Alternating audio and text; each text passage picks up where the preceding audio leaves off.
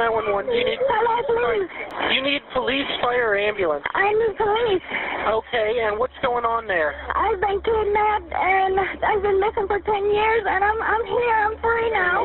अभी अभी आप लोगों ने जो कॉल रिकॉर्डिंग सुनी है वो एक एक्चुअल कॉल रिकॉर्डिंग है एक ऐसी लड़की की जो कि करीबन 10 साल पहले गायब हो चुकी थी। पुलिस वालों का अंदाजा ये था कि शायद इसे किसी ने किडनैप कर लिया और उसके बाद इसे मार डाला होगा और किसी न किसी जगह पर इसकी बॉडी को ठिकाने लगा दिया गया होगा। लेकिन 10 साल बाद पुलिस वालों के पास ये लड़की फोन करती है और उसने सारी की सारी बातें बताई कि किस तरह से एक आदमी ने उसे किडनैप कर लिया था और लगभग अगले 10 सालों तक वो उसे बंधक बना कर रखता है। ये सारी बातें सुनकर पुलिस वाले वहां पर आ पहुंचते हैं और उस लड़की के पास पहुंचने पर उन्हें पता चलता है कि ये लड़की यहाँ पर अकेली नहीं जबकि 2 लड़कियां और भी यहाँ पर शामिल हैं। पुलिस वाले वहां पर पहुंच चुके थे, पुलिस की गाड़ी का सायरन वहां पर बज रहा था, लेकिन अभी भी वो बाकी 2 बची लड़कियां घर से बाहर नहीं आ रही थी जहां पर कि उन्हें बंधक बनाया गया था। और पुलिस वाले जैसे ही उस घर के अंदर घुसते हैं तो वो लड़कियां भागकर पुलिस वालों को लिपट जाती हैं कि प्लीज हमें यहाँ से बाहर निकालिए। दोस्तों ये घटना है अमेरिका के क्लीवलैंड की, जहां पर एरियल कैस्ट्रो नाम का एक बंदा रहा करता था। इसकी जिंदगी बड़े ही आराम से बीत रही थी और उसके बाद इसकी शादी हुई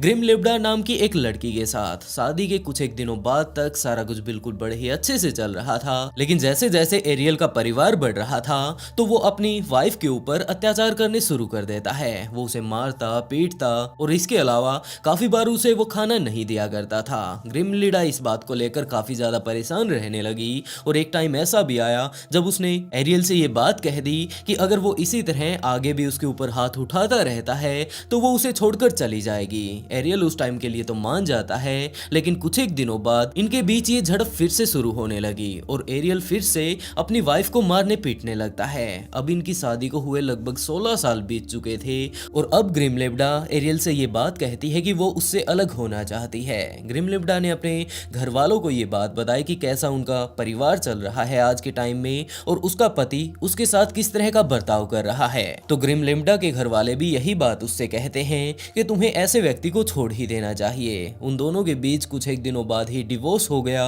और अब कास्ट्रो अपने घर पर अकेला ही रहा करता था, लेकिन अकेले अकेले वो कितने दिन बिताएगा ये बात सोचकर वो अपनी जॉब पर ज्यादा टाइम देने लगता है और वहीं पर रहकर वो अपना ज्यादा से ज्यादा टाइम बिताया करता था। लेकिन काम भी कितना करेगा, जिसके चलते वो वापस अपने घर पर आ जाता। उसके अपने पड़ोसियों के साथ भी इतनी ज्यादा नहीं बना करती थी क्योंकि उनके पड़ोसियों को इस बारे में पता था कि कास्ट्रो की अपनी वाइफ के साथ ही नहीं बना करती थी और अक्सर वो पहले अपने पड़ोसियों से भी झगड़ा करता था। पूरा दिन घर में अकेले पड़ा रहता और उसके दिमाग में अलग अलग तरह के ख्याल आया करते थे कि आखिरकार वो यहाँ पर बैठकर क्या करे। कि इसी बीच टाइम आया 23 अगस्त 2002 का, जब मिशेल नाइट शाम के समय अपने वापस घर पर जाने के लिए एक टैक्सी का इंतजार कर रही थी। तो उस टाइम वहां पर कास्ट्रो जा पहुंचता है अपनी गाड़ी लेकर, क्योंकि वो बाजार से सामान लेने के लिए गया हुआ था। उसने ये बात देखी कि एक महिला काफी सारी टैक्सियों को हाथ दे चुकी है लेकिन उसके लिए कोई भी टैक्सी नहीं रुकी। तो वो उसके पास जाकर ये बात पूछता है कि वो कहां पर जाना चाहती हैं। तो मिशेल ने अपने घर का पता उसे बताया और कास्ट्रो ने ये बात कही कि मैं भी उसी तरफ जा रहा हूँ, अगर आप चाहें तो आप मेरे साथ चल सकती हैं। मिशेल रात होने से पहले वापस अपने घर पर जाना चाहती थी क्योंकि उसके घर पर उसका एक छोटा बेटा था। तो मिशेल ने यही बात सोची कि पता नहीं टैक्सी कितनी देर में मिलेगी, तो मैं इसके साथ ही चली जाती हूँ और वो उसकी गाड़ी में आ बैठती है। वो लोग वहां पर बैठकर कुछ एक देर बातें करते हैं जब वो अपने घर की तरफ जा रहे थे और इसी बीच कास्ट्रो ने मिशेल से ये बात पूछी कि क्या वो एक छोटा पपी चाहती हैं। दरअसल उनके घर पर कुत्ते के छोटे छोटे 2-3 बच्चे हैं, अगर वो चाहे तो वो उसे कुत्ते के बच्चे दे सकता है। मिशेल इस बात को सुनकर काफी ज्यादा खुश हुई क्योंकि उसके घर पर एक छोटा सा उसका बेटा है और वो कुत्ते के बच्चे को देखकर काफी ज्यादा खुश होगा, वो उसके साथ खेल लिया करेगा। मिशेल यही बात सोचती है और वो कास्ट्रो से कह देती है कि हाँ ठीक है, मुझे वो कुत्ते का बच्चा चाहिए। तो कास्ट्रो कहता है कि चलो तुम मेरे साथ मेरे घर पर चलो, वहां से मैं तुम्हें वो कुत्ते का बच्चा दे दूंगा और तुम अकेले तो उसे लेकर कहाँ जाओगी। कुत्ते का बच्चा दे देने के बाद मैं तुम्हें तुम्हारे घर छोड़ भी आऊंगा। इस बात के लिए मिशेल भी राजी हो गई और कास्ट्रो ने अपनी गाड़ी अपने घर की तरफ मोड़ ली। वो अपने घर पर जाता है और उस लड़की को ये बात बोलता है कि मेरे पास लगभग 2-3 कुत्ते के बच्चे हैं, तुम्हें जौन सा भी पसंद हो वो तुम उठा लेना। यही बात बोलकर कास्ट्रो मिशेल को अपने साथ अपने घर के अंदर लेकर जाता है और वहां पर जाने के बाद उसने मिशेल के ऊपर हमला कर दिया। वो उसकी गर्दन को अपने हाथ से टाइट बांध लेता है और उसके बाद अपने बेसमेंट में उसे लेकर जाता है। मिसाइल इस बात को समझ नहीं पाई कि आखिरकार ये बंदा मुझे इस तरह से नीचे क्यों जकड़ कर लाया है। वो काफी बार चिल्लाती है, उसे छोड़ने की अपील करती है, लेकिन कास्ट्रो उसे नहीं छोड़ता और वो नीचे बेसमेंट में मौजूद एक कमरे में उसे बंद कर देता है। और उसके बाद उसने ये बात कही कि तुम अब इस घर से कभी भी बाहर नहीं निकलने वाली। मिसाइल उसे ये बात कहती है कि उसके घर पर एक छोटा सा बेटा है जो कि उसके बिना नहीं रह सकता। अगर तुम उसे किडनैप करने के लिए आए हो तो उसके पास कोई भी पैसे वगैरह इतने नहीं हैं और ना ही उनके घर वालों के पास, जबकि वो तो अपने परिवार का बड़े ही मुश्किल से काम चला रही है। लेकिन कैस्ट्रो उसकी किसी भी बात को नहीं मानता और वो अगले काफी दिनों तक वहीं पर उसे बांध कर रखता है। वहां पर एक चैन थी जिससे उसने उसे बांध दिया और नीचे वहीं बेसमेंट में उसे अकेला छोड़ दिया। जिसके बाद वो ऊपर वापस आता है और आने के बाद अपना नॉर्मली घर का काम करने लगता है। लेकिन दूसरी तरफ मिसाइल के घर वाले काफी ज्यादा परेशान होने लगते हैं कि अब तो रात होने लगी है और अभी तक मिसाइल वापस घर पर क्यों नहीं आई। इसी बात को सोचकर वो लोग उस जगह पर जाते हैं जहां पर कि मिसाइल गई थी, लेकिन वहां पर भी वो नहीं थी। लेकिन जब वो अगली सुबह तक वापस घर नहीं पहुंची तो उसके घर वाले जा पहुंचते हैं पुलिस के पास और वहां पर उसकी मिसिंग कंप्लेंट दर्ज करवा देते हैं। पुलिस वाले अगले काफी दिनों तक उसे शहर के अलग अलग जगहों पर ढूंढते हैं, उसके काफी सारे पोस्टर वगैरह लगा देते हैं, लेकिन अभी भी मिसाइल का किसी को कोई अंदाजा नहीं था कि आखिरकार वो कहां पर गई। और अगले कुछ एक दिन यूं ही बीतते हैं। कास्ट्रो मिसाइल को काफी ज्यादा कम खाना दिया करता था और अपनी जिस तरह से वाइफ को वो पीटा करता था उसी तरह वो अब मिसाइल को भी पीटने लगा था। वो उसे मारता, पीटता और सेक्सुअली अब्यूज भी वो उसे किया करता था। कि इसी बीच कास्ट्रो के घर पर एक कुत्ते का बच्चा था। मिसाइल के साथ वो कुत्ते का बच्चा जब ज्यादा से ज्यादा टाइम बिताता है तो वो उसके साथ भी काफी ज्यादा फ्रेंडली हो चुका था। कास्ट्रो जब जाकर अब मिसाइल के ऊपर अब्यूज किया करता था तो वो कुत्ते का बच्चा काफी ज्यादा एंग्री हो जाता और वो उल्टा कास्ट्रो के ऊपर ही भौंकने लगता। और एक दिन ऐसा भी आया जब कास्ट्रो को काफी ज्यादा गुस्सा आ गया कि यार ये कुत्ता मेरा है, लेकिन अब मैं इस लड़की को जब टॉर्चर कर रहा हूँ तो ये मेरे ऊपर ही भौंक रहा है। और इस बात से गुस्सा होकर उस कुत्ते को उसने मार डाला। पुलिस अगले काफी दिनों तक मिसाइल को ढूंढती है, लेकिन जब वो नहीं मिलती तो धीरे धीरे कर ये केस ठंडा हो गया। लेकिन कास्ट्रो यही नहीं रुकने वाला था, जबकि वो निकल पड़ता है अपने अगले शिकार के लिए। और अब उसका शिकार बनने वाली थी अमांडा बेरी, जो कि एक फास्ट फूड रेस्टोरेंट में काम किया करती थी। और वो हर रोज का अपना काम निपटाकर रात को अपनी ड्रेस चेंज करके निकल पड़ती है अपने घर के लिए, ये बात सोचते सोचते कि वो अपना बर्थडे किस तरह से सेलिब्रेट करेगी, क्योंकि वो अगले ही दिन 17 साल की होने वाली थी। यही सब बातें सोचते सोचते वो अपने घर की तरफ जा रही थी कि इसी टाइम कैस्ट्रो अपनी गाड़ी लेकर अमांडा के पास आ पहुंचता है और उससे थोड़ी बातचीत करना शुरू करता है कि बेटा तुम कौन से स्कूल में पढ़ती हो। अमांडा ने अपना स्कूल बताया और उसके बाद कैस्ट्रो ये बात कहता है कि शायद तुम मेरी बेटी के साथ ही पढ़ती हो। और इसी तरह नॉर्मल बातें करने के बाद कैस्ट्रो ने ये बात अमांडा से कही कि मैं भी उसी तरफ जा रहा हूँ, अगर तुम मेरे साथ चलना चाहो तो तुम चल सकती हो। अमांडा इस टाइम काफी ज्यादा खुश थी और काफी ज्यादा एक्साइटेड थी अपने बर्थडे पार्टी को लेकर। और जब उसे ये लिफ्ट मिली अपने जान पहचान वाले से तो उसने ये बात सोची कि चलो घर पर जाकर वो थोड़ा और इस बारे में सोच लेगी और अपने घर वालों के पास वो जल्द से जल्द पहुंच जाएगी। यही बात सोचकर वो कास्ट्रो की गाड़ी में बैठ जाती है। लेकिन गाड़ी में बैठने के बाद कास्ट्रो ने ये बात कही कि अगर उसकी बेटी उसके स्कूलमेट को अपने साथ देखेगी, हो सकता है वो उसकी क्लासमेट भी हो, तो वो काफी ज्यादा खुश हो जाएगी। तो क्या तुम प्लीज मेरे साथ मेरे घर चलने वाली हो। अमांडा इस बारे में ज्यादा कुछ नहीं सोचती और वो इस बात के लिए राजी हो जाती है। कैस्ट्रो उसे लेकर अपने घर पर जाता है और वहां पर जाने के बाद उसको तो वही रूटीन अपना फिर से दोहराना था। वो अपना जाकर दरवाजा बंद कर लेता है और उसके बाद थोड़ी आवाज अपने घर पर लगाता है और उसके बाद वापिस आकर ये बात कहता है कि उसकी बेटी अभी नहा रही है, क्या तुम उसका घर देखना पसंद करोगी। यही बात बोलकर वो अपने घर में वो उसे घुमाने लगता है और जब वो नीचे बेसमेंट में पहुंचता है तो वहां पर एक लड़की बंधी हुई थी और अमांडा इस लड़की को देखकर काफी ज्यादा हैरान हुई कि आखिरकार ये कौन है। और कास्ट्रो ने कहा कि तुम्हें ज्यादा दिमाग लगाने की कोई जरूरत नहीं, ये तुम्हारी ही फ्रेंड है और आज से तुम भी यहीं पर रहने वाली हो। ये बात बोलकर वो उसे वहीं पर छोड़ देता है और एक और लड़की उसका शिकार बन जाती है। वो लड़की चिल्लाने लगती है, लेकिन इसके चिल्लाने का कोई भी फायदा नहीं रहा, क्योंकि उस टाइम उसने अपने घर में मौजूद रेडियो की आवाज काफी ज्यादा तेज कर दी थी, जिसके बाद वो पूरे तरीके से उसके ऊपर काबू पा लेता है और उसके बाद उसे भी नीचे बेसमेंट में उसी चैन के साथ बांध देता है। नीचे बेसमेंट में बंधी हुई उन दोनों लड़कियों की आवाज बाहर नहीं जाती थी उस घर से, और अगर थोड़ी बहुत आवाज जाती भी तो उसके ऊपर भी कैस्ट्रो रेडियो ऑन कर दिया करता था, जिसके कारण बाहर मौजूद लोगों को इस बारे में कोई भी अंदाजा नहीं होता कि इस घर के अंदर आखिरकार क्या चल रहा है। अमांडा को और उस लड़की को जिस रूम में उसने बंद किया था उसमें एक टेलीविजन भी था, और अक्सर वो उन दोनों लड़कियों के लिए ये टेलीविजन ऑन कर दिया करता था। इस घटना के लगभग 2-3 दिनों बाद उसने वो टीवी फिर से ऑन किया, और जब वो दोनों टीवी देख रही थी तो अमांडा ने पाया कि उसकी माँ पुलिस के पास जा चुकी है, और अमांडा की ही न्यूज अब टेलीविजन पर चल रही है। उसकी माँ उसको लेकर काफी ज्यादा परेशान है, और वो पुलिस वालों से लगातार यही बात बोल रही है कि वो उनकी बेटी को ढूंढ दें। The whereabouts or anything of my daughter Amanda Berry. Thank you all very much for being here. I appreciate it. Amanda Berry's mother is pleading for anyone with information about her daughter's disappearance to come forward. She's been missing since late April. 2004 आते आते FBI mobile track करने लगी थी, लेकिन Amanda के पास जो उस time mobile था वो इस टाइम बंद हो चुका था, और बंद मोबाइल को FBI भी ट्रैक नहीं कर पाई, और अगले काफी दिनों तक कास्ट्रो यूं ही इन दोनों लड़कियों को प्रताड़ित करता रहता है। लेकिन जैसे जैसे समय बीतता है तो कास्ट्रो के दिमाग में ये बात आई कि हो सकता है किसी दिन ये दोनों लड़कियां प्लानिंग बनाकर यहाँ से भाग निकलें, तो उसने उन दोनों को ही एक अलग अलग रूम में शिफ्ट कर दिया।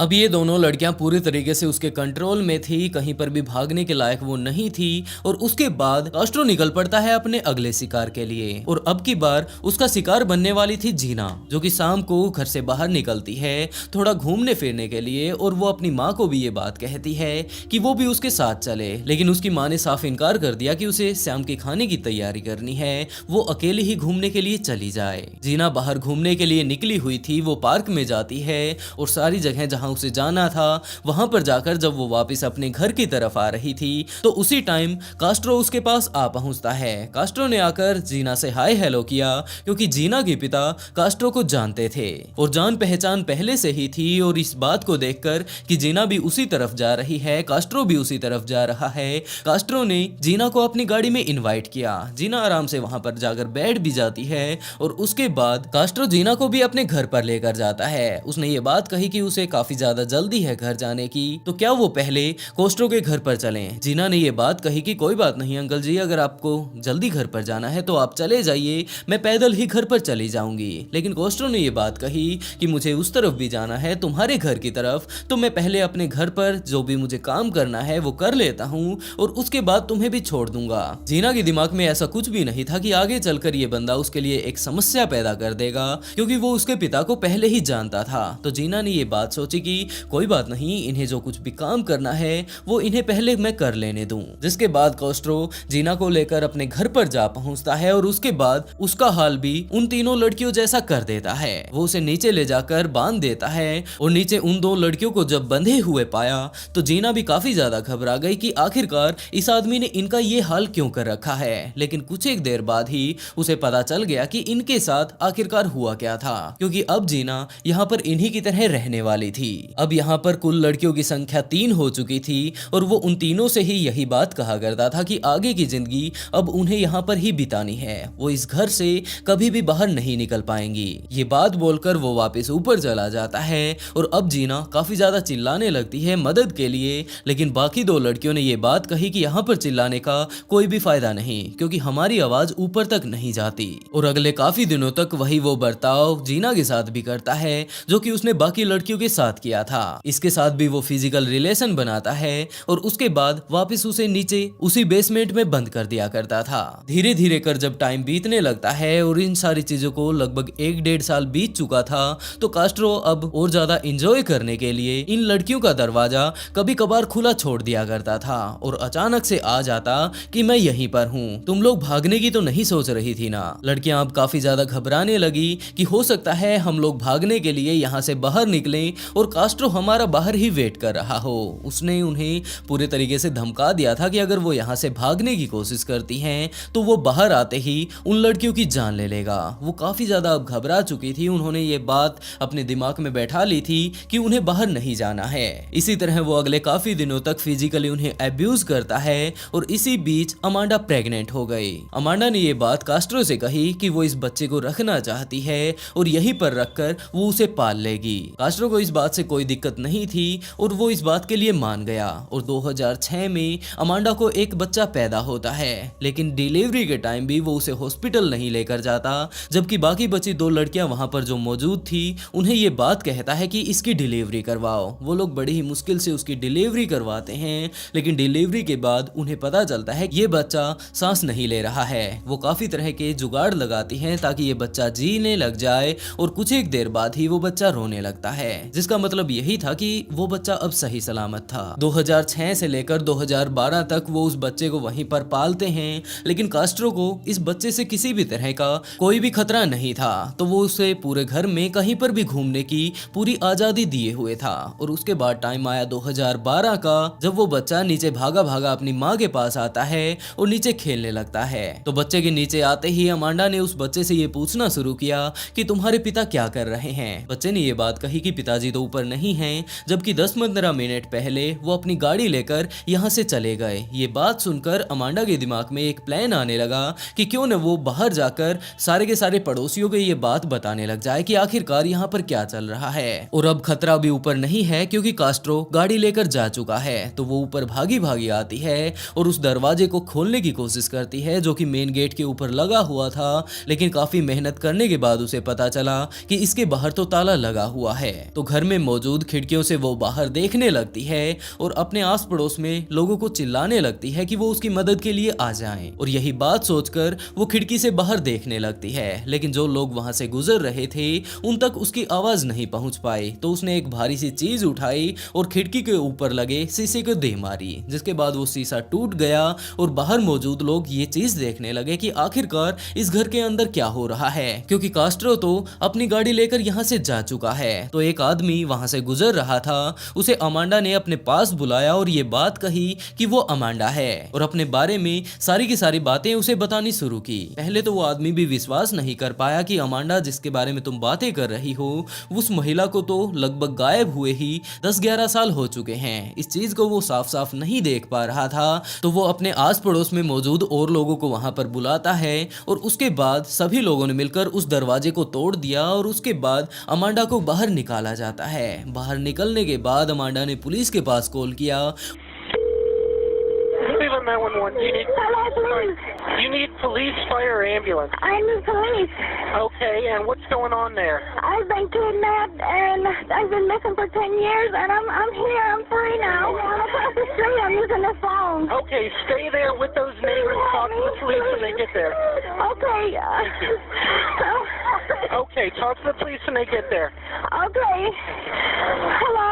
Yeah, talk to the police when they get there. Okay, all right. I'm going to wait now. I We're need going them to send them now. as soon as we get a car open. No, I need them now before he gets back. Can you ask her if she needs an ambulance? Yeah, I know.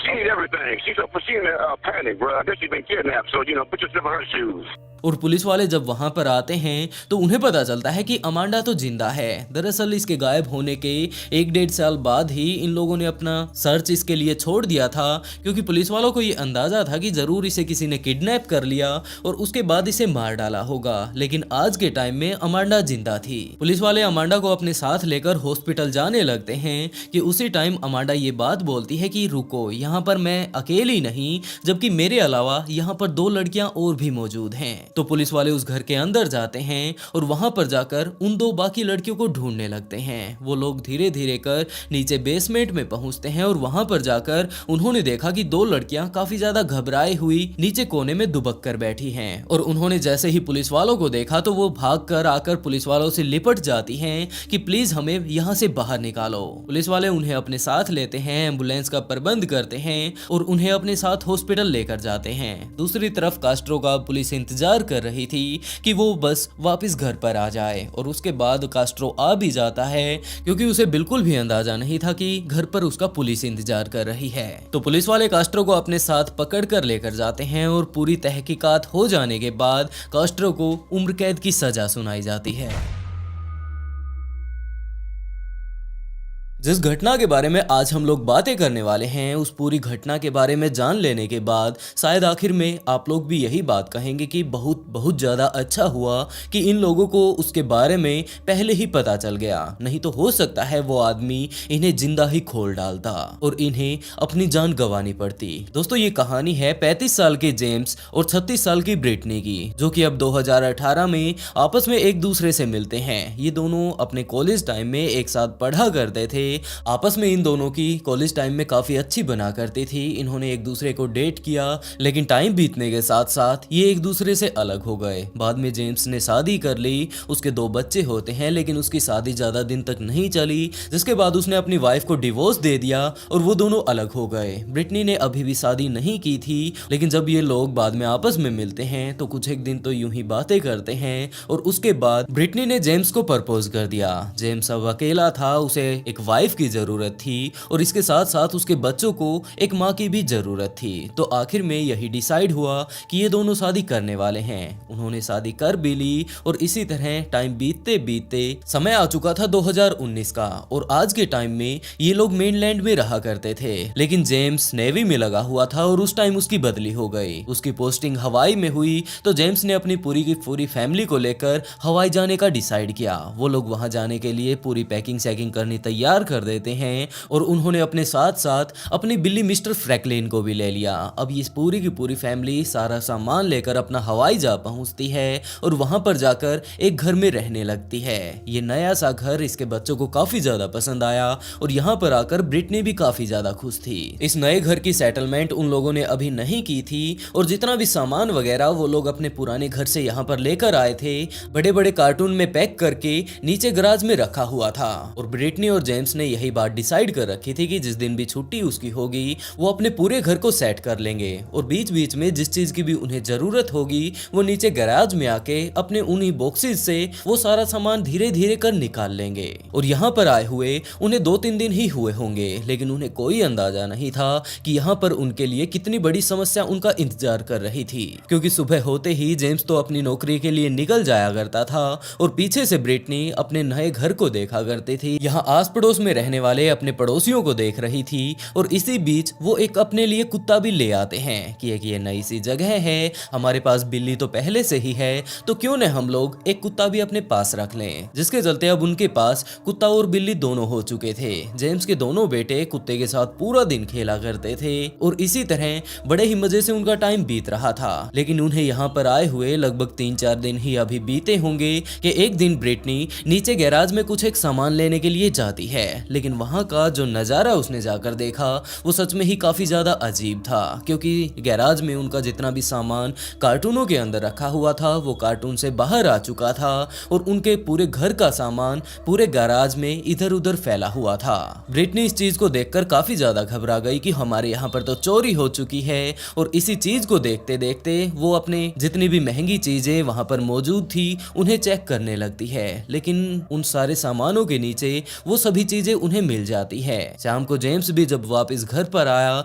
तो Britney ने सारा के सारी बातें बताई कि यहाँ पर तुम्हारे पीछे से मैंने क्या देखा। तो जेम्स भी नीचे गैराज में आता है और उसने देखकर यही बात कही कि शायद यहाँ पर चोरी हुई होगी। लेकिन ब्रिटनी ने ये बात कही कि जितनी भी अपनी महंगी महंगी चीजें थी वो सारी यहीं पर हैं। तो जेम्स अब सोचने लगा कि हो सकता है हमारे बच्चे यहाँ पर आ गए होंगे और वो अभी काफी ज्यादा छोटे हैं और उन्होंने मस्ती मस्ती में ये सारी चीजें बिखेर दी होंगी। लेकिन ब्रिटनी ने ये बात कही कि मैंने बच्चों से बातें कर ली है लेकिन वो यहाँ पर नहीं आए थे। और जेम्स को अब लगने लगा कि वो यहाँ पर नहीं आए थे, चोरी यहाँ पर नहीं हुई तो जरूर ये हमारे कुत्ते का ही काम होगा। वो थोड़ा शरारती टाइप का है और अभी यहाँ पर उसे सेटल होने में थोड़े दिन लगेंगे। लेकिन ब्रिटनी ने ये बात कही कि अगर कुत्ता किसी चीज को बिखेरता है तो इतने बुरे तरीके से नहीं बिखेरेगा और वैसे भी इन गत्ते के कार्टूनों को वो चबा जरूर जाता, लेकिन ये पूरे अच्छे तरीके से यहाँ पर खोले गए हैं और उसके बाद इनमें से कुछ एक सामान शायद निकाला गया होगा। और वो कौन सा सामान था इस बारे में तो हम लोग अपने घर को सेटल करेंगे तभी हमें पता चल पाएगा।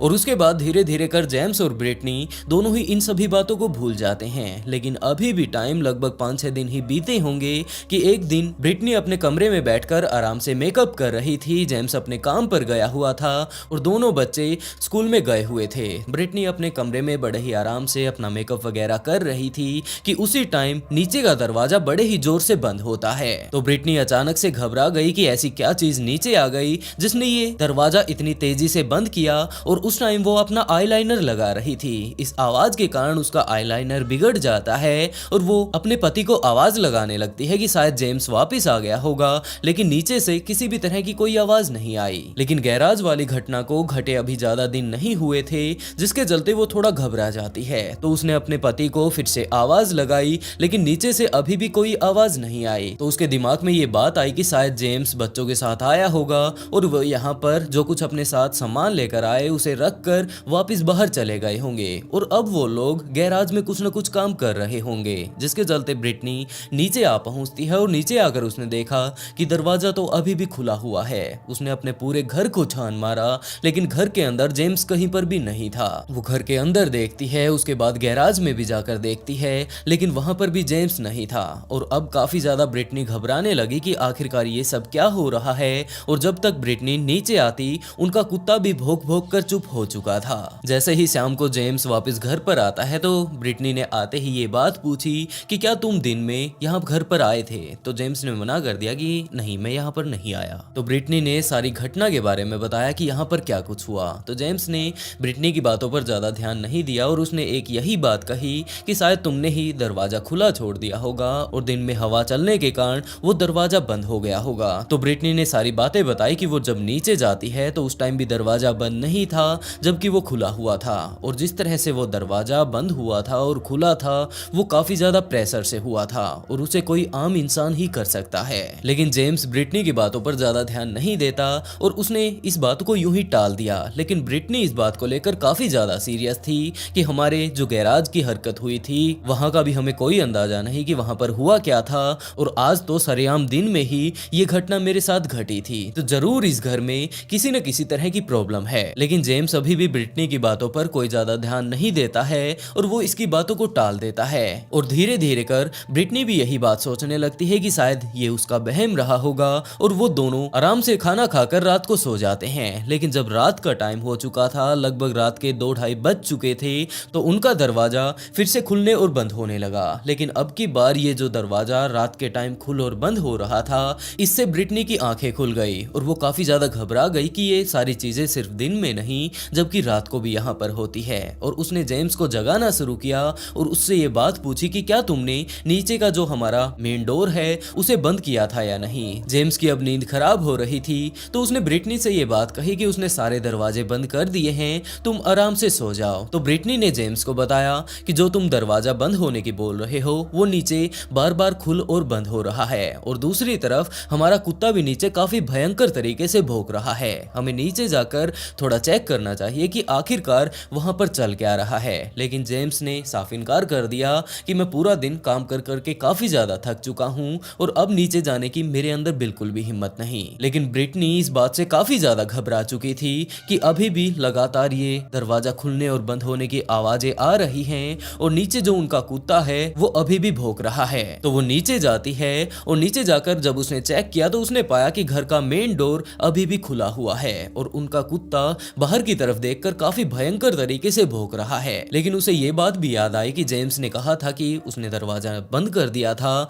तो हो सकता है इसके बच्चे ही बाहर चले गए हों और इतनी रात को वो बाहर क्या करने के लिए गए। जिसके बाद वो अपने पूरे घर को छान मारती है। उसके बाद घर के बाहर भी जाकर थोड़ा चेक करती है। पूरी सड़क सुनसान थी और उनके बच्चे वहां पर नहीं थे। जिसके बाद ब्रिटनी वापस आती है, डोर को लॉक करती है और बच्चों के कमरे में जाकर उन्हें चेक करती है कि वो यहाँ पर है भी या नहीं। लेकिन दोनों बच्चे बड़े ही आराम से सो रहे थे। ब्रिटनी ने बच्चों के सिर पर हाथ फेरा, लेकिन बच्चे अभी भी सो रहे थे। तो ब्रिटनी इस बात के लिए कंफर्म हो गई कि ये बच्चे अपनी गहरी नींद में सो रहे हैं और इन्होंने जाकर नीचे दरवाजा नहीं खोला। तो ब्रिटनी अब वापस ऊपर आती है और आकर जेम्स को जगाने लगती है कि तुमने दरवाजा खुला छोड़ा था या नहीं, इस बात को अच्छे से याद करो, क्योंकि अब मैं जब नीचे गई तो दरवाजा खुला हुआ था। लेकिन जेम्स अभी भी आराम से सो रहा था और उसे इस बात से कोई खास फर्क नहीं पड़ रहा था। लेकिन ब्रिटनी आराम से शांत नहीं होने वाली थी। उसने जेम्स को पूरे तरीके से जगा दिया। जेम्स उठता है और ब्रिटनी से ये बात कहता है कि तुम हर टाइम इतनी ज्यादा घबराई क्यों रहती हो, और जो ये हमारा घर है ये बिल्कुल सेफ है। इसके अंदर कोई भी ऐसी पैरानॉर्मल चीज नहीं जो कि आकर हमें नुकसान पहुंचाए। और इसी तरह जब वो दोनों आपस आपस में बातें कर रहे थे तो इनके घर का पिछला दरवाजा बड़े ही तेजी से बंद होता है और इस आवाज को सुनकर एकदम से जेम्स भी काफी ज्यादा घबरा गया कि ये क्या हुआ। और उसके बाद वो नीचे जाकर उस दरवाजे को देखने लगता है। दरवाजा अभी भी थोड़ा सा खुला हुआ था तो उसने उसे बंद किया और उसे पूरी तरीके से लॉक कर दिया। जिसके बाद वो ऊपर आता है, जिसके बाद ब्रिटनी से ये बात कहता है कि वो दरवाजा शायद खुला रह गया होगा, उस टाइम हम लोगों ने कुंडी नहीं लगाई थी, जिसके कारण अब वो दरवाजा वापस उस चौखट से टकरा रहा था। अब मैं उसे अच्छी तरीके से लॉक करके आ चुका हूँ और अब तुम चिंता बिल्कुल भी मत करो और आराम से सो जाओ। लेकिन जब से ये घटना बैकडोर वाली घटी थी, जेम्स भी अब थोड़ा थोड़ा घबराने लगा था, क्योंकि उसे अच्छे से याद था कि रात को सोने से पहले उसने घर का बैकडोर बंद कर दिया था।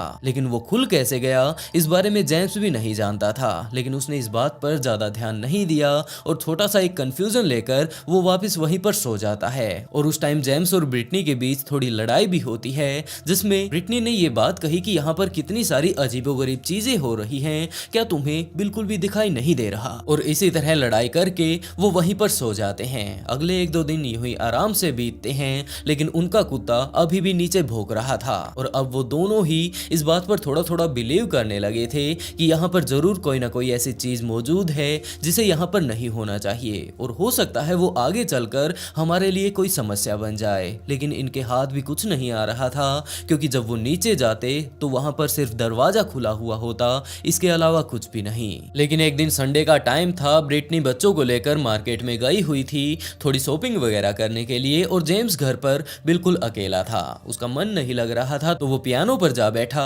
और वहीं पर पियानो बजाने लगता है। लेकिन जब वो वहां पर पियानो बजा रहा था तो उसे ये बात लगने लगी कि कोई ना कोई बंदा उसे देख रहा है। उसने साइडों में देखा और जब वो साइड में देख रहा था तो उसने देखा कि खिड़की के बाहर से जो सूरज की रोशनी आ रही है उसे एक डार्क शैडो रोक रही है। और वो डार्क शैडो बिल्कुल इस तरह की है मानो कोई आदमी बाहर से उसे देख रहा हो। तो जेम्स अपनी चेयर से उठता है और उस शैडो की तरफ जाने लगता है। लेकिन जैसे ही वो अपनी चेयर से उठा, उसकी चेयर ने थोड़ी आवाज की और वो उसकी तरफ जा रहा था, शैडो की तरफ, तो वो शैडो वहां से भाग जाती है। वो दूसरी तरफ भागने लगती है। लेकिन जेम्स कुछ समझ नहीं पाया कि आखिरकार ये बंदा मुझसे दूर क्यों भाग रहा है। तो वो उस विंडो के पास जाता है, उस पर्दे को हटाता है और उस खिड़की को खोलकर जब बाहर की तरफ देखने लगता है कि यहाँ पर कौन खड़ा था, तो उसे वहां पर कुछ भी नहीं मिलता। उसने दोनों तरफ देख लिया लेकिन वहां पर कोई भी नहीं था। इस चीज को देखकर वो काफी ज्यादा घबरा गया। लेकिन उसने अपने मन को समझाते हुए ये बात कही कि हो सकता है ये हमारा कोई पड़ोसी हो और जब मैं पियानो यहाँ पर बजा रहा था तो मैं इतना अच्छा पियानो बजा रहा हूँगा कि वो अपने घर से यहाँ पर आ जाता है। जैसे ही मैं उसकी तरफ गया तो वो घबरा गया और वो यहाँ से भाग गया। इस टाइम जेम्स सिर्फ अपने मन को समझा रहा था। उसे भी पता था कि अगर कोई पड़ोसी हो तो वो उसके घर के अंदर भी आ सकता है, उसे इस तरह से भागने की कोई जरूरत नहीं। लेकिन जैसे तैसे कर जेम्स अपने मन को समझाता है और वापिस आकर पियानो बजाने लगता है। लेकिन अब उसका मन पियानो में भी नहीं लग रहा था। और जैसे ही ब्रिटनी मार्केट से वापस आती है तो उसने ब्रिटनी से सारी बातें बताई कि यहाँ पर क्या घटना घटी। ब्रिटनी ने ये बात कही कि मैंने तो पहले ही कहा था, तुम ही इस बात पर विश्वास नहीं कर रहे थे। उन्होंने अपने पड़ोसियों से इस बारे में बात की, लेकिन उनके पड़ोसियों ने कोई भी ऐसी बातें नहीं बताई कि यहाँ पर इस तरह की पैरानॉर्मल घटनाएं घटती हों या फिर इस तरह का कोई आदमी उनकी खिड़की पर आकर खड़ा हो जाता हो। अब ब्रिटनी तो पहले ही काफी ज्यादा घबराई हुई थी। जेम्स भी धीरे धीरे कर थोड़ा घबराने लगता है। और एक शाम को उन लोगों ने ये प्लानिंग बनाई कि वो लोग मूवी देखने के लिए जाने वाले हैं। लेकिन ब्रिटनी ने ये बात कही कि जब तक वो लोग वापिस आएंगे मूवी वगैरह देखकर थोड़ा बहुत घूमकर तब तक शाम हो जाएगी और शाम को ठंड होने वाली है। तो उन्होंने ये डिसाइड किया कि वो अपने साथ अपना ब्लैंकेट भी लेकर जाने वाले हैं। लेकिन उनका वो ब्लैंकेट जो कि आमतौर पर वो ओढ़ा करते थे और बाहर आने जाने में वो उसे यूज लिया करते थे, वो उन्हें पूरे घर में नहीं मिलता। वो उन्हें जाकर बच्चों के रूम में देखते हैं, मास्टर बेडरूम में देखते हैं, पूरे घर को उन लोगों ने छान मारा लेकिन वो ब्लैंकेट उन्हें नहीं मिला। और आखिर में जेम्स ने यही बात कही कि कोई बात नहीं, हम लोग थोड़ा जल्दी आ जाएंगे, इस ब्लैंकेट के चक्कर में हमारी मूवी भी निकल जाएगी। और यही बात सोचकर वो सारे निकल पड़ते हैं। रात होते ही जैसे ही वो लोग वापस अपने घर पर पहुंचते हैं तो उन्होंने पाया कि ब्लैंकेट वहीं सामने सोफे पर रखा हुआ है। और इस बात को देखकर ब्रिटनी और जेम्स काफी ज्यादा हैरान रह गए कि ऐसा कैसे हो सकता है। जाने से पहले हम लोगों ने पूरे घर को छान मारा था लेकिन ये ब्लैंकेट यहाँ पर नहीं था। और अब हम लोग जैसे ही घर के अंदर घुसे तो सामने ये सोफे के ऊपर ही रखा हुआ है। है और उन्हें ये बात लगने लगी कि शायद ये ब्लैंकेट यहीं पर था, बस हमारे ही दिमाग में ये सारी की सारे फतूर घुसे हुए हैं कि इस घर में कोई ना कोई ऐसी चीज है जो कि हमें डरा रही है और हो सकता है वो हमारे लिए जान की जोखिम बन जाए, तो हमें कुछ एक दिनों के लिए बाहर घूमने के लिए जाना चाहिए। और इसके लिए उन्होंने डिसाइड किया कि वो लोग अपने वापस उसी घर में जाने वाले हैं मेनलैंड में, जहां पर कि वो यहाँ पर आने से पहले रहा करते थे। और यही बात डिसाइड करके वो लोग मेनलैंड के लिए निकल पड़ते हैं अपनी सारी की सारी पैकिंग वगैरह करके। और लगभग वहां मेनलैंड में 10-15 दिन आराम से बिता लेने के बाद वापस वो लोग हवाई आ पहुंचते हैं। हवाई आते ही वो लोग अपनी गाड़ी लेते हैं और उसी घर में आ पहुंचते हैं। लेकिन जैसे ही वो लोग घर में पहुंचे तो उन्हें पता चलता है कि उनके घर के बिल्कुल सामने ही जेम्स ने जो अपनी बाइक खड़ी करी थी वो आज के टाइम में नीचे पड़ चुकी है। और इस चीज को देखकर ब्रिटनी ने जेम्स से ये बात पूछी कि क्या यहाँ से जाने से पहले तुमने अपनी बाइक को इस तरह लिटाया था। जेम्स ने इस बात से इनकार कर दिया और उसके बाद उन्होंने ये डिसाइड किया कि हम लोग घर पर जाकर आराम से इस बारे में डिस्कस करेंगे, अपने पड़ोसियों से पूछेंगे कि आखिरकार यहाँ पर क्या हुआ था। जिसके बाद वो लोग अपने गैराज का दरवाजा खोलते हैं और गाड़ी अंदर खड़ी करने के लिए गैराज के सामने गाड़ी लेकर आ जाते हैं। लेकिन जब गैराज का दरवाजा खुलता है तो उन्होंने पाया कि यहाँ पर मौजूद जितना भी सामान था वो सारा का सारा फिर से उल्ट पलट हो चुका है। तो अब जेम्स गैराज के अंदर जाता है और वहां से एक बड़ा सा हथौड़ा लेकर अपने घर के अंदर जाने का डिसाइड करता है। उसने ब्रिटनी से ये बात कही कि तुम्हें मेरे साथ आने की कोई जरूरत नहीं, तुम बच्चों के साथ यहाँ पर आराम से इस गाड़ी में बैठे रहना और मैं काफी देर तक अगर बाहर ना भी आऊं तो तुम फिर भी यहीं पर बैठी रहना। ब्रिटनी इस बात के लिए मान जाती है और वो इसके साथ साथ पुलिस के पास भी कॉल कर देती है। उसने ये बात बताई कि हमारे घर पर इस तरह चोरी हुई है और यहाँ पर पूरे तरीके से सामान बिखरा हुआ है, ये सारी चीजें पहले भी यहाँ पर हो चुकी हैं, तो प्लीज जल्द से जल्द आप लोग यहाँ पर आ जाइए। ब्रिटनी ने एक तरफ पुलिस के पास कॉल किया और दूसरी तरफ जेम्स वो बड़ा सा हथौड़ा लेकर उस घर के अंदर जाता है। घर के अंदर जैसे ही वो घुसता है तो उसने देखा कि घर के अंदर का सामान भी काफी बुरे तरीके से बिखरा हुआ है, मानो यहाँ पर कोई सांड घुस गया हो और उसने यहाँ पर चारों तरफ तबाही मचा दी हो। लेकिन जेम्स को अब अपना पूरा घर देखना था कि हो सकता है कोई बंदा उसे यहाँ पर ऐसा मिल जाए जिसने ये सारा कांड किया हो और उसके बाद वो उसे पकड़कर बड़े ही बुरे तरीके से पीटेगा, क्योंकि उसने काफी सारा सामान उनका पहले ही खराब कर दिया था। और आज के टाइम में जब वो वापस अपने घर पर पहुंचे तो उसने यहाँ का हाल फिर से ऐसा ही बना रखा है। और इस चीज को सोचते सोचते वो फर्स्ट फ्लोर पर जा पहुंचता है और वहां पर जाकर उसने जो कुछ देखा उसे देखकर उसकी आंखें फटी की फटी रह गई। दरअसल वो अपने रूम का दरवाजा खोलकर जब रूम के अंदर घुसता है तो उसने पाया कि वहां पर टेबल के ऊपर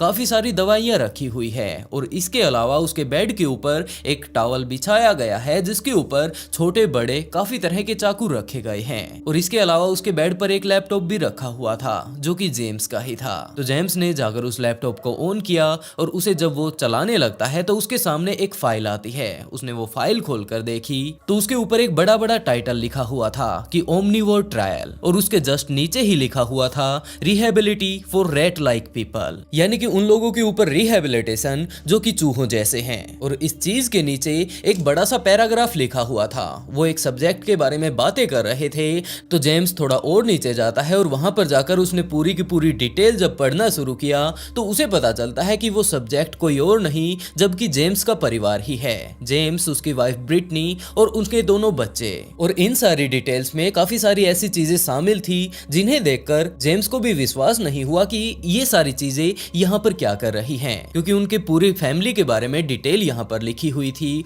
उनकी सारी की सारी पर्सनल बातें, उनके बीच किस तरह के संबंध हैं, कौन कौन क्या कुछ करता है और इसके अलावा इन सभी का बर्ताव किस जैसा है। उसके अंदर सारी बातें डिटेल से लिखी हुई थी कि ये लोग इस टाइम खाना खाते हैं, इस टाइम टीवी देखते हैं। और तो और जेम्स और उसकी वाइफ जो आराम से बैठकर अपने कमरे में बातें किया करते थे, पर्सनल अपनी बातें, वो सारी की सारी भी इसमें लिखी हुई थी। जेम्स इसके बारे में और ज्यादा जब आगे पढ़ता है तो उसे इस बारे में भी पता चल जाता है कि इस आदमी को इस बारे में भी पता है कि ये आगे और बच्चे पैदा करने के लिए कितने ज्यादा स्ट्रगल कर रहे हैं। और नीचे उसके ये बात लिखी हुई थी कि इन्हें ऐसा कुछ नहीं करना चाहिए, जबकि इनके जो अब प्रेजेंट में मौजूद बच्चे हैं उनके ऊपर ही ध्यान देना चाहिए। और काफी सारी पर्सनल बातें वहां पर उनकी लिखी हुई थी। लेकिन इस कहानी का जो सबसे शॉकिंग पार्ट था वो ये कि वो आदमी इन्हें ठीक करने वाला था, इनकी इन सारी हरकतों को लेकर जो कि ये यहाँ पर किया करते थे। फ्यूचर प्लानिंग, जिस भी तरह का इनका बर्ताव था और बच्चों की प्लानिंग, और इन सारी चीजों का इलाज भी उसने नीचे लिख रखा था कि आखिरकार अब ये लोग ठीक कैसे होंगे, और उसके लिए वो काफी सारी सर्जरी करने वाला था। और ये सारे के सारे जो ब्लेड, दवाइयां और चाकू यहाँ पर रखे हुए थे ये इनकी सर्जरी के लिए ही थे।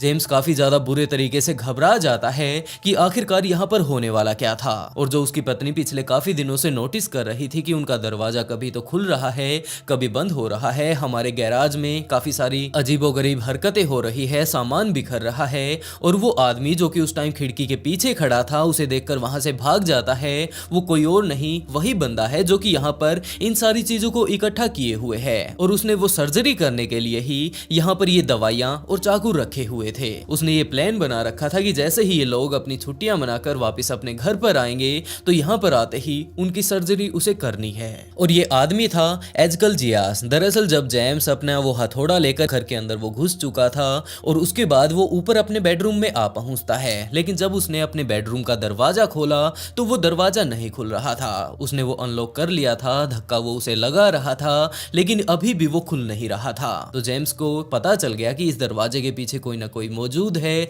जिसके बाद वो जबरदस्ती उस दरवाजे को खोलने की कोशिश करता है। थोड़ा सा वो दरवाजा खुल भी गया और उसके बाद उसे उस आदमी की एक आंख दिखाई पड़ती है, जिसके बाद जेम्स ये कहने लगता है कि तुरंत वो अपना दरवाजा खोल दे, नहीं तो उसके पास हथौड़ा है, वो दरवाजा तोड़कर अंदर घुस आएगा और उसके बाद तो उसका हाल बेहाल कर देगा। लेकिन वो आदमी नहीं मानता, जिसके बाद जेम्स को काफी ज्यादा गुस्सा आ गया और उसने वो दरवाजा तोड़ दिया और वो उस आदमी के पास जा पहुंचता है और उन दोनों के बीच लड़ाई होने लगती है। लेकिन दूसरी तरफ ब्रिटनी ने पुलिस के पास कॉल कर दिया था और पुलिस वहां पर आ चुकी थी। और ऊपर जब उन दोनों के बीच लड़ाई हो रही थी तो एजकेल अपने आप को बचाते बचाते वहां से भागने लगता है। लेकिन जब वो बाहर आकर वहां से भागने लगता है तो उसे पता चलता है कि पुलिस यहाँ पर आ चुकी है और वहां पर आते ही पुलिस ने उसे अपनी गिरफ्त में ले लिया। पुलिस ने जब उससे पूछताछ करनी शुरू की तो उसने इसके बारे में कोई भी बातें नहीं बताई कि आखिरकार वो इनके साथ क्या करने वाला था और ये सब चीजें वो क्यों कर रहा था। लेकिन वहां पर जितने भी हथियार मिले थे और जितनी भी वो डिटेल लैपटॉप से पुलिस वालों को मिली थी, उनसे एक ही बात सामने आ रही थी कि ये आदमी इन्हें यहाँ पर आते ही अपने कब्जे में ले लेता और उसके बाद वो सारी हरकतें करने वाला था जो कि उसने उस पूरे की पूरी प्रोफाइल में बनाकर रख रखी थी। और पहले तो जेम्स को ये बात लगा करती थी कि ब्रिटनी वैसे ही परेशान होती रहती है, लेकिन उसे कोई अंदाजा नहीं था कि ये जो जाकर रात को नीचे दरवाजा चेक करती है और इतनी छोटी छोटी बातों को लेकर परेशान होती रहती है, ये परेशानी असल में इससे भी काफी ज्यादा बड़ी थी। और हो सकता है ये कुछ एक दिन घूमने के लिए बाहर ना जाते तो आज तक इनकी ये सर्जरी कंप्लीट हो चुकी होती। और इस घटना के बाद एजकेल को जेल में डाल दिया जाता है। लेकिन जेल में जाने के बाद भी वहां पर एक और कैदी के साथ उसकी लड़ाई हो गई और उसने उसकी भी जान ले ली। एजकेल से जब ये बात पूछी जाती है कि एक ये छोटी सी लड़ाई थी, इसमें तुमने इस आदमी को क्यों मार डाला, तो वो वहां पर भी कुछ नहीं बोलता। और इसी तरह की उसकी हरकतों को देखकर जब उसका मेडिकल चेकअप करवाया जाता है तो रिपोर्ट में पता चलता है कि ये दिमाग से थोड़ा हिला हुआ है और यही कारण है कि ये सारी की सारी इस तरह की अजीबोगरीब हरकतें करता है। जिसके बाद उसे एक हॉस्पिटल में भेज दिया जाता है और वहां पर उसका इलाज चलने लगता है और आज के टाइम में भी वो बंदा वहीं पर जेल में है। दोस्तों टाइम था 1897 का, जब एडवर्ड नाम का एक लोहार अमेरिका के वेस्ट वर्जीनिया के एक गांव में अपना काम जल्दी जल्दी पूरा करने की कोशिश कर रहा था, क्योंकि वो जल्द से जल्द अपने घर पर वापस जाना चाहता था। आज के टाइम में उसकी पत्नी प्रेग्नेंट है और उससे ज्यादा काम नहीं बन पाता, वैसे भी वो बीमार रहती है, तो वो रात होने से पहले वापस अपने घर पर जाना चाहता था। लेकिन तभी उसके पास एक हॉर्सशू की जोड़ी बनाने का अर्जेंट ऑर्डर आ जाता है, जिसके बाद उसे वो बनानी भी पड़ती है। लेकिन वो अभी भी अपनी पत्नी को लेकर काफी ज्यादा चिंता में था और खैर अब उसके पास काम आ चुका है तो पहले उसे यही कंप्लीट करना होगा, जिसके तौर पर उसने अपना काम करना शुरू किया और उसने अपने साथ एक काम करने वाले छोटे लड़के को अपने घर पर भेज दिया कि जाओ वहां पर तुम्हारी आंटी अकेली होंगी और अब रात का टाइम होने लगा है, अगर उन्हें किसी चीज की जरूरत हो तो तुम उनकी मदद कर देना और कुछ ही देर बाद मैं ये काम कंप्लीट करके बस आ ही रहा हूँ। एडवर्ड का हेल्पर उसके घर पर चला जाता है और एडवर्ड उन हॉर्सशू शूज को बनाने में लग जाता है। वो अपना काम कर रहा था, लेकिन मेंटली तौर पर अभी भी उसके दिमाग में यही बात चल रही थी कि पता नहीं उसकी वाइफ घर पर सही सलामत होगी या नहीं, और वो आज जाने में काफी ज्यादा लेट हो चुका है। ये सभी बातें उसके दिमाग में इसलिए भी आ रही थी क्योंकि एक तरफ तो उसकी वाइफ प्रेग्नेंट थी और दूसरा वो पिछले काफी दिनों से बीमार चल रही थी। इन दोनों की शादी यहाँ पर कुछ ही दिनों पहले हुई थी, जब एडवर्ड इस गांव में नया नया आया था और उसने अपनी दुकान खोली थी, तो उसकी मुलाकात जोनासू नाम की एक लड़की से होती है। ये दोनों अक्सर आपस में एक दूसरे से काफी बार मिला करते थे क्योंकि जोनासू के घर के पास ही एडवर्ड की दुकान थी। जोनासू की माँ मैरी जैन को भी इस बात का कोई अंदाजा नहीं था कि उनकी बेटी एडवर्ड नाम के इस लुहार से ही शादी कर लेगी, क्योंकि एडवर्ड 35 से 40 साल का हो चुका था और उसकी बेटी जोनासू अभी सिर्फ 23 साल की थी। तो मैरी जैन के दिमाग में ये बात तो बिल्कुल भी नहीं आई कि उसकी बेटी इस तरह किसी अधेड़ उम्र के आदमी को पसंद कर लेगी और उसके बाद अपने घर वालों को उससे शादी करने के लिए कहेगी। मैरी जैन को एडवर्ड बिल्कुल भी पसंद नहीं था, क्योंकि एक तरफ तो वो उसकी बेटी से काफी ज्यादा उम्र में बड़ा था और दूसरी तरफ उसके पास बिजनेस भी इतना अच्छा नहीं था। लेकिन जोनासू ने एडवर्ड को पसंद कर लिया था और वो एक काफी ज्यादा जिद्दी किस्म की लड़की भी थी, जो कि अपने घर वालों की बात को नहीं मानती है, और आखिरकार एडवर्ड से उसने शादी कर ली। शादी के बाद बड़े ही हंसी खुशी से ये लविंग बर्ड्स रहने लगते हैं। लेकिन अब एडवर्ड के घर पर एक लड़की और आ चुकी थी, उसके परिवार का एक और सदस्य बढ़ चुका था, तो उसे उस घर में रहने में काफी ज्यादा दिक्कत आ रही थी जिसमें अब वो रहा करता था। तो उसने ये बात डिसाइड की कि हम लोग एक दूसरा घर लेंगे जिसमें हम लोग बड़े ही आराम से रह पाएंगे। और इसी तरह की बातें करते करते एडवर्ड अब एक नए घर में शिफ्ट हो भी चुका था। अब वो हर रोज अपनी दुकान पर आता, काम करके वापस अपने घर पर जाता, और उसके बाद जोनासू और एडवर्ड अपनी लाइफ को बड़े ही मजे से बिता रहे थे। अब ऐसा टाइम आ चुका था कि जोनासू प्रेग्नेंट हो चुकी थी और उनके परिवार में एक और नया सदस्य आने वाला था। लेकिन अब जोनासू बीमार भी रहा करती थी, तो इसी बात को लेकर आज के टाइम में एडवर्ड परेशान हो रहा था कि आज वो घर पर टाइम से नहीं पहुंच पाया और पता नहीं उसकी बीमार बेबी की कैसी हालत होगी। तो उसने अपने पास रखे हुए एक 11 साल के वर्कर को आज अपने घर पर भेज दिया है कि मैं आने में थोड़ा लेट हो जाऊंगा और तब तक तुम जाकर जोनासू की थोड़ी मदद करवा दो। और यही सब बातें सोचते सोचते एडवर्ड अब हॉर्स शू बनाने लगता है। दूसरी तरफ उसका वो हेल्पर एडवर्ड के घर पर जा पहुंचता है और दरवाजे पर जाकर उसने नॉक किया कि मैं यहाँ पर आ चुका हूँ और मुझे एडवर्ड ने भेजा है। वो लगातार दरवाजा खटखटाता जा रहा था, लेकिन अंदर से दरवाजा किसी ने नहीं खोला। वो लगभग 5-10 मिनट तक इसी तरह दरवाजा खटखटाने के बाद आखिरकार यही सोचता है कि हो सकता है जोनासू बाथरूम में होंगी और वो दरवाजा नहीं खोल पाई। और इसी बात को सोचते सोचते उसने उस दरवाजे को थोड़ा धकेल दिया और धकेलते ही उसे पता चलता है कि ये दरवाजा तो खुला है। जैसे ही वो उस घर के अंदर एंटर होता है और उसने जोनासू को बुलाने के लिए आवाजें लगाई, तो अंदर से किसी भी तरह का कोई रिप्लाई नहीं आया और यूं ही आवाजें लगाते लगाते वो आगे बढ़ने लगता है। एडवर्ड ने अपना घर कुछ इस तरह से बना रखा था कि जैसे ही कोई एंटर होता है घर के अंदर, तो उसके बिल्कुल सामने ही कुछ एक दूर चलते ही उसने घर की सीढ़ियां बना रखी थी, जो कि सीधा का सीधा घर की छत पर लेकर जाया करती थी। एडवर्ड का हेल्पर घर के अंदर घुसता है और जैसे ही वो इधर उधर थोड़ी छानबीन करता है कि आखिरकार जोनासू कहां पर गई होंगी, और यूं ही ढूंढते ढूंढते जब वो सीढ़ियों पर पहुंचता है तो उसे पता चलता है कि जोनासू सीढ़ियों में लेटी हुई है, उसकी आंखें खुली हुई हैं और वो किसी भी तरह की कोई हलचल नहीं कर रही। एडवर्ड का वर्कर ये सारी की सारी चीजें देखते ही समझ गया कि यहाँ पर कुछ न कुछ गड़बड़ है। वो तुरंत घर से बाहर आता है और भागा भागा मैरी जैन के पास जाता है, क्योंकि एडवर्ड के घर से मैरी जैन का घर काफी ज्यादा पास में था। एडवर्ड की दुकान दूर थी, तो उस वर्कर ने ये बात सोची कि ये इमरजेंसी का टाइम है और मुझे जल्द से जल्द किसी बंदे को मेरे पास बुला लेना चाहिए, जिसके तौर पर वो मैरी जैन के पास जा पहुंच। और उसके बाद वहां पर जाकर उसने अपनी पूरी की पूरी कहानी बताई कि वो किस तरह से यहाँ पर आया था, लेकिन उसने घर के अंदर का हाल तो कुछ इस तरह का पाया। मैरी जैन काफी ज्यादा घबरा गई और वो भागती भागती एडवर्ड के घर पर जाती है। दूसरी तरफ वो वर्कर एडवर्ड के पास उसकी दुकान पर भी जा पहुंचता है और उसने वो सारे का सारा मंजर एडवर्ड को बताया कि उसके घर पर कैसा माहौल बन चुका है। तो एडवर्ड भी भागा भागा आता है और अपने घर पर पहुंचते ही अपनी वाइफ को संभालता है। तो उसने पाया कि जोनासू पूरे तरीके से बेहोश हो चुकी है, तो उसने उठाकर उसे बेड पर लेटा दिया। अभी तक सारे लोग यही बात सोच रहे थे कि हो सकता है ये काफी ज्यादा बीमार थी और इसकी तबीयत भी ठीक नहीं रहा करती थी, तो इन्हीं कारणों के चलते ये बेहोश हो गई होगी। उसका वो वर्कर एक डॉक्टर के पास भी जाता है और जब वो डॉक्टर एडवर्ड के घर पर पहुंचता है तो उसने पहली नजर में यही देखा कि एडवर्ड अपनी वाइफ को बिस्तर पर लिटाए हुए है और लगातार उसके हाथ पैर रगड़ने की कोशिश कर रहा है, लेकिन उसकी पत्नी पत्नी किसी भी तरह की कोई हलचल नहीं कर रही। अपनी वाइफ के सिर को उसने अपनी गोद में रख लिया और वो लगातार अभी भी कभी तो उसके हाथों को रगड़ रहा था, कभी उसके शरीर के और हिस्सों को रगड़ रहा था। और वो डॉक्टर से ये बात कहता है कि डॉक्टर साहब प्लीज मेरी वाइफ को चेक कीजिए, पता नहीं इसे क्या हुआ, सुबह तो मैं इसको बिल्कुल ठीक छोड़ कर गया था लेकिन मैं वापस आया तो इसकी कुछ ऐसी हालत हो चुकी है, इसका जल्द से जल्द ट्रीटमेंट कीजिए और इसे ठीक कीजिए। और ये सारी बातें बोलते बोलते वो कभी तो अपनी वाइफ के सिर के बालों को सहलाता है, कभी उसके हाथ पांव को रगड़ता है, कभी कभी कोई काम करता है तो कभी कोई काम। लेकिन जब डॉक्टर ने जोनासू को चेक किया तो उसे पता चलता है कि इसकी नब्ज रुक चुकी है और अब ये मारी जा चुकी है। डॉक्टर इस बारे में और ज्यादा छानबीन कर पाता उससे पहले ही एडवर्ड उसके हाथ पांव को फिर से रगड़ने लगता है, कभी उसके सिर को अपनी गोद में रख लेता है और उसके बाद उसके बालों को सहलाने लगता है। और ये सारे के सारे कारनामे जब हो रहे थे तो डॉक्टर ने भी कुछ ज्यादा नहीं कहा और उसने ये बात सिंपली उन सभी लोगों को बता दी कि इस महिला ने अपनी जान गंवा दी है और अब जो कुछ आप लोग इसे ठीक करने के लिए कर रहे हैं ये काम नहीं करने वाला। लेकिन एडवर्ड को इस बात पर बिल्कुल भी विश्वास नहीं होता और उसने डॉक्टर से ये बात कही कि मैं इसको बिल्कुल सुबह ठीक ठाक छोड़कर गया था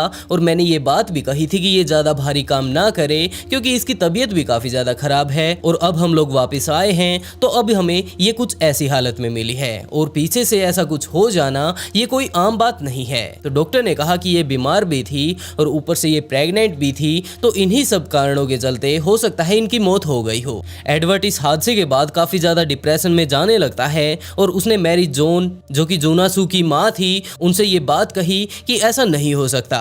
मैरी जैन भी वैसे तो एडवर्ड से काफी ज्यादा नफरत करती थी और आज के टाइम में भी करती है और मैरी जैन ने भी एडवर्ड से यही बात कही कि तुमने इस लड़की का अच्छे से ख्याल नहीं रखा और पता नहीं किन कारणों के चलते इस लड़की ने अपनी जान गंवा दी। ये एक फैमिली मैटर बनता जा रहा था जिसमें दो पक्ष आपस में लड़ाई करने की स्थिति में आ चुके थे। तो डॉक्टर ने ये बात कंफर्म कर दी कि इसकी मौत हो चुकी है और अब मैं कुछ नहीं कर सकता और ये बात बोलकर डॉक्टर वहां से चला जाता है। मैरी जैन और एडवर्ड को तो उस टाइम सुध बुध नहीं थी लेकिन वहां पर मौजूद और आसपास के गांव वालों को इस बारे में बिल्कुल डिटेल से पता था कि जोनासू ने अपनी जान गंवा दी है।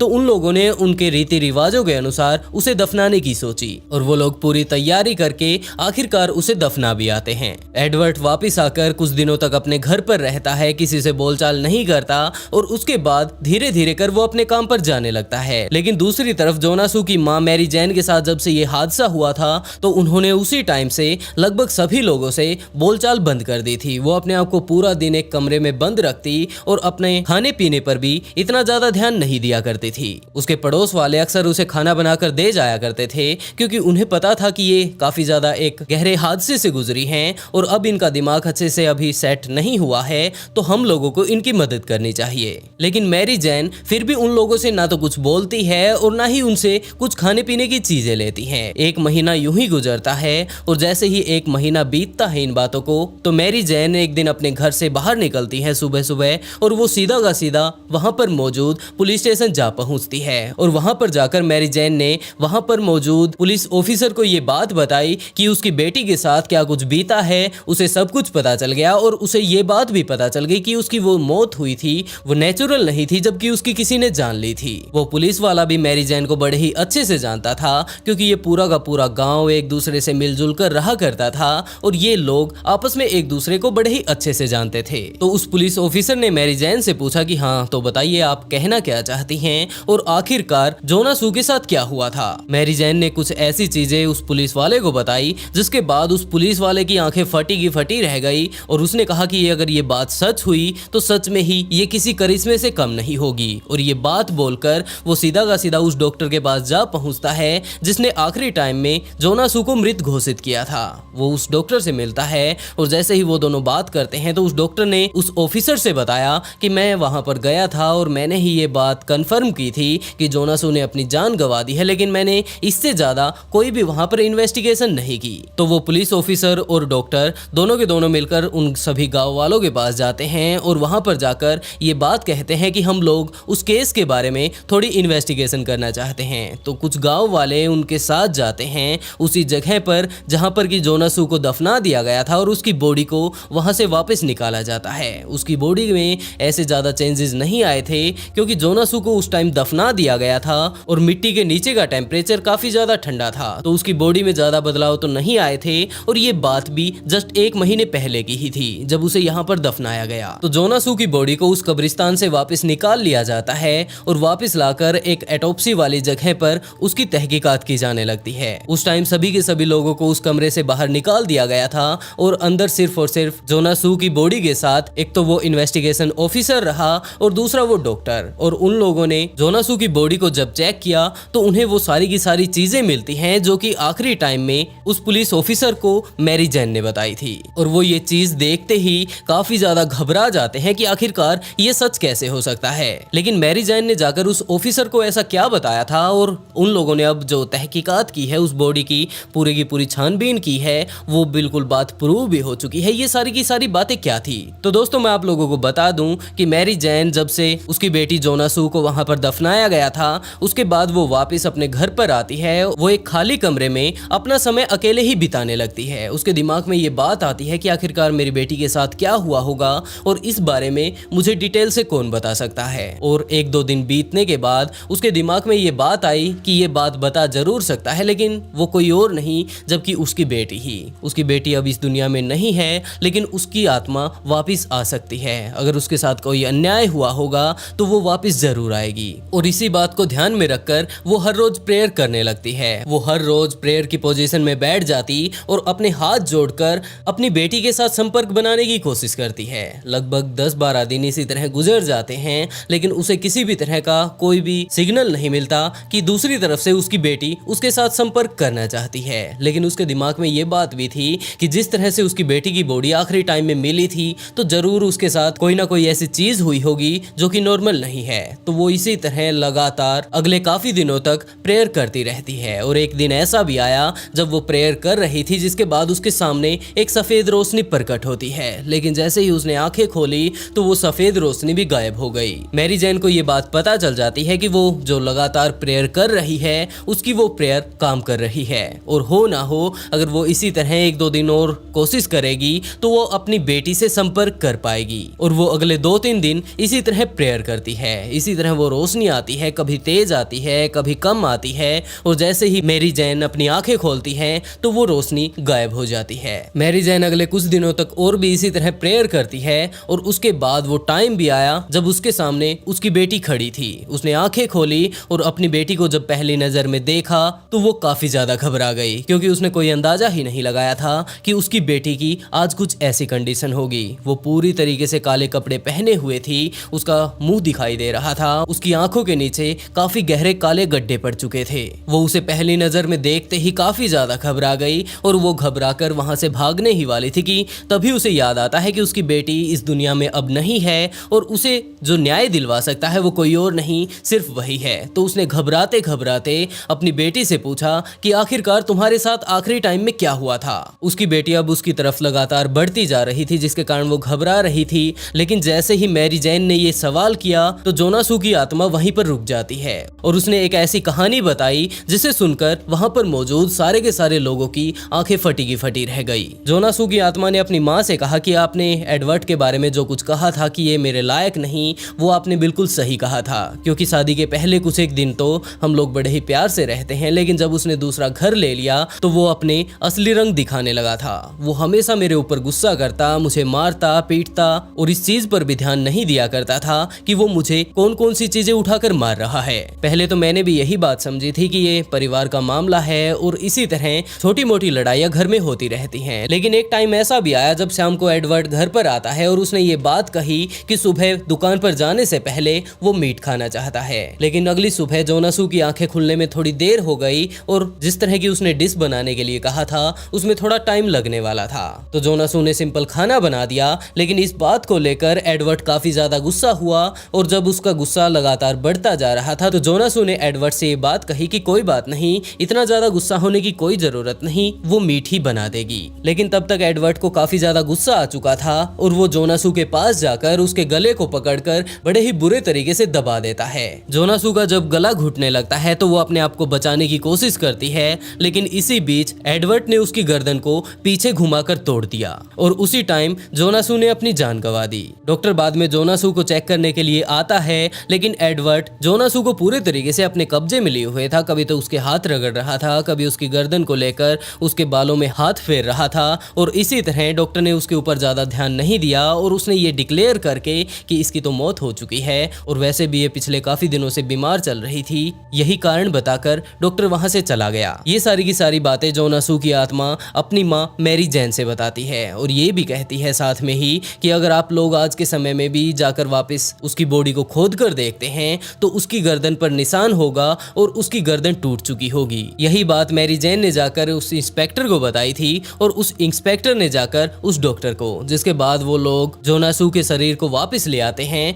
और जब उन लोगों ने यहाँ पर लाकर उसे तहकीकात की तो सारी की सारी चीजें बिल्कुल वैसी की वैसी थी जैसे कि मैरी जैन को जोना सू की आत्मा ने बताई थी। ये सारी बातें सुनते ही पुलिस जा पहुंचती है एडवर्ड के पास और उसे गिरफ्तार कर लेती है। पहले तो एडवर्ड भी पूछता है कि जनाब आखिरकार आप लोग मुझे गिरफ्तार क्यों कर रहे हैं और मेरा क्या कसूर है। तो पुलिस वालों ने कहा कि हम लोग तुम्हारी वाइफ के कत्ल में तुम्हें गिरफ्तार कर रहे हैं और हमें इस बात के पूरे पुख्ता सबूत मिल चुके हैं, अब तुम ही इस बात को प्यार से बता दो, नहीं तो हमें अपने तरीके से तुमसे पूछना होगा। और पुलिस वाले जब एडवर्ड के ऊपर थोड़ा दबाव बनाते हैं तो एडवर्ड ने वो सारी की सारी बातें बता दी जो कि जोना सू ने अपनी माँ मैरी जैन को बताई थी। एडवर्ड को इस बात को लेकर गिरफ्तार कर लिया जाता है और उससे और ज्यादा पूछताछ की जाती है और उसके इतिहास को जब निकाला जाता है तो पुलिस वालों को पता चलता है कि ये सारा का सारा ये हादसा जोना सू के साथ पहली बार नहीं हुआ, जबकि एडवर्ड की आज से पहले भी शादी हो चुकी है और इसकी एक वाइफ इसके ऐसे ही टॉर्चर के कारण इसे छोड़कर चली गई और उससे पहले वाली वाइफ ने